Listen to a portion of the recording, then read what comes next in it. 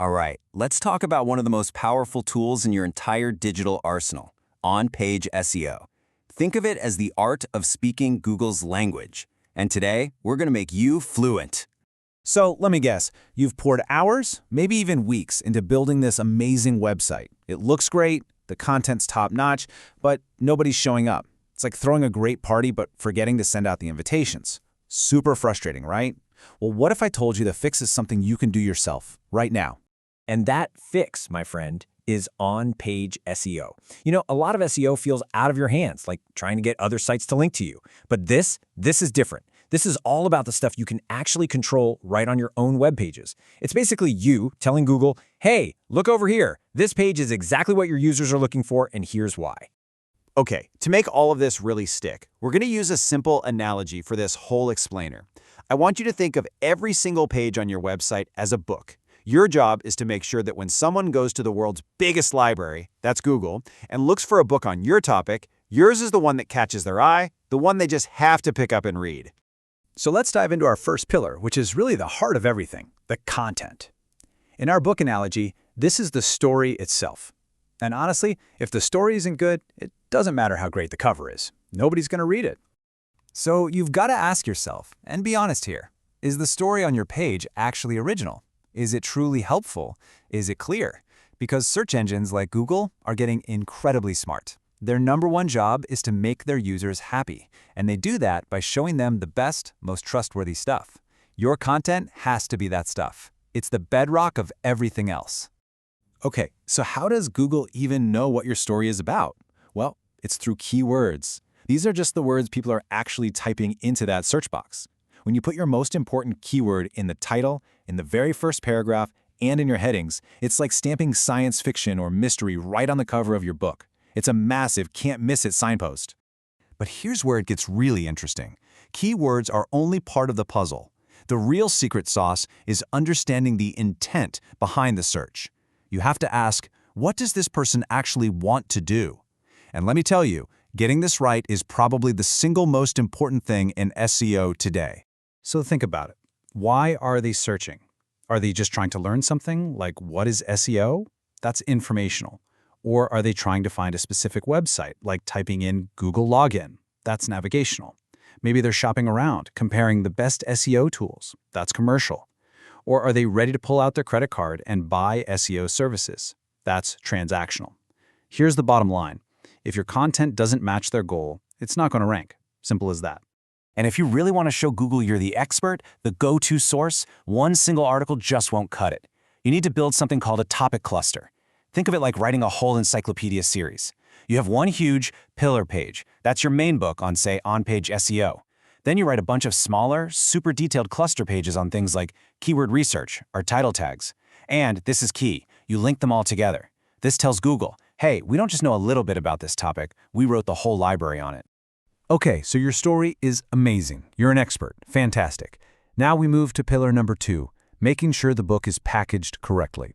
These are the technical signals, and you can just think of them as the book's cover, the title on the spine, and its table of contents. They're the clues that help the librarian, Google, figure out where to put your book on the shelf. And the absolute king of all these signals, the title tag. Now be careful here, this is not the main headline you see on your web page. It's that blue clickable link that you see in the Google search results themselves. It is, quite literally, the title of your book on the library shelf.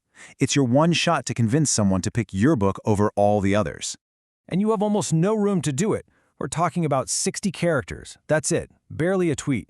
So that title has to be short, punchy, get your main keyword in there, and somehow be so intriguing that people can't help but click. Next up, your URL, the web address. This is another one of those signals that's so simple, but so many people get wrong. I mean, just look at the difference here. A clean URL that uses real words tells everyone, humans and robots, exactly what they're going to get. The other one, that mess of letters and numbers, it tells you nothing. Easy fix, huge impact.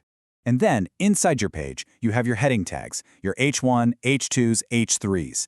These are your chapters and subheadings. They break up that wall of text and create a logical flow. Super important for people scanning your page, and just as important for Google to understand the structure of your book. Oh, and a quick pro tip. alt text for your images. It's how you literally describe a picture to a search engine that can't see it. Don't skip it. All right, on to our third and final pillar, user experience. So let's recap. We have an incredible story. We have a beautiful, clear cover. But what if the book itself is impossible to read? What if the print is tiny and the pages are all stuck together? None of the other stuff matters, does it?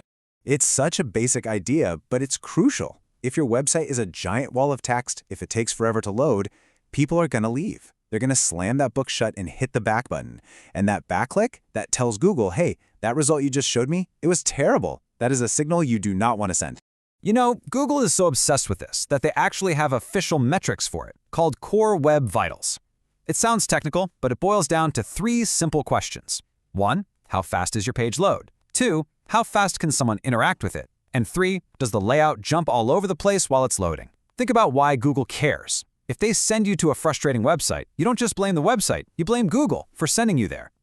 That's why getting these right isn't just a nice-to-have anymore, it's a straight-up ranking factor.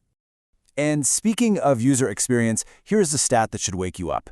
More than 60% of all searches happen on a phone. Let that sink in. If your site looks terrible or is hard to use on a mobile device, you're basically telling the majority of your potential audience to go away. Being mobile-friendly isn't a feature, it's the price of entry. But hey, the good news is a lot of this is really easy to fix. You don't need to be a design genius. Just use shorter paragraphs. Use bullet points, like this. Write in a friendly, conversational tone, and throw in some links to your other pages. Guide your readers to the next chapter of your story. Keep them on your site, exploring. Okay, we've covered a lot. The 3 pillars, your content, the technical packaging, and the user's reading experience. So now, let's boil it all down to a simple checklist you can literally start using the second this is over. All right, here we go. The Pro Checklist. You absolutely must have your keyword in the title and headings. You need smart internal and external links. Your images need to be optimized with alt text. Your page has to be fast, it has to be mobile-friendly, and above all else, the golden rule, your content has to perfectly match what the searcher actually wanted in the first place. And on the flip side, here are the big mistakes to avoid. Please, do not just stuff keywords everywhere trying to trick the robots. Don't ignore search intent. And for the love of all that is good, do not have a slow, clunky website that doesn't work on phones. These are basically shortcuts to the last page of Google. So if there's one thing you take away from all this, let it be this. On-page SEO is not a set-it-and-forget-it kind of deal. It's a living process. You're constantly auditing, updating, and optimizing. You're the curator of your own little library. So my question to you is, what's the first book in your library that you're going to improve after watching this?